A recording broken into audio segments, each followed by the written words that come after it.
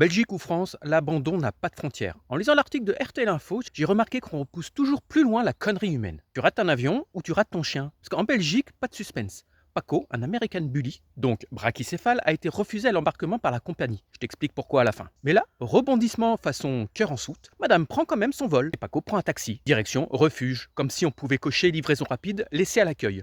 Un chien, ça ne s'enregistre pas comme une valise. Un refuge, ce n'est pas un point relais. Un taxi, ce n'est pas une solution de garde. Et surtout, un départ en vacances n'est jamais une excuse pour un abandon. Jamais. Je pense au chauffeur devenu nounou improvisé avec la laisse d'une main et le navigateur de l'autre. Je pense aux bénévoles qui accueillent Paco sans carnet, sans habitude, sans aucune info. Juste l'urgence et la colère. Et je pense à Paco qui voit sa maîtresse disparaître derrière une porte automatique d'aéroport. Ça ne s'appelle pas un imprévu, ça s'appelle une trahison. Et qu'on arrête le c'est normal, c'est la France. Oui, mais là, c'est la Belgique. La bêtise, elle, voyage très bien sans bagage cabine. Ce qui tue, c'est la préparation à géométrie variable. La valise prête, l'hôtel réservé, le maillot assorti aux lunettes, parfait. Sauf le chien. Aucune solution de secours, pas de garde, pas de changement de date, pas de trajet au sol, pas de compagnie adaptée, rien à part un taxi. Priorité claire, le soleil d'abord, le vivant ensuite. Indéfendable. Rappel utile, si une compagnie refuse un brachycéphale, ce n'est pas pour gâcher tes vacances, c'est parce que le stress plus la chaleur plus l'altitude, c'est un danger réel. C'est un règlement qui protège. Si tu aimes ton chien, tu protèges aussi, tu anticipes, tu reportes, tu renonces s'il le faut. Ce n'est pas mon voyage ou mon chien, c'est ma loyauté ou mon égoïsme. Et la réponse, tout le monde la connaît. Alors oui, je pointe du doigt, pas le taxi, pas les bénévoles, pas la compagnie, mais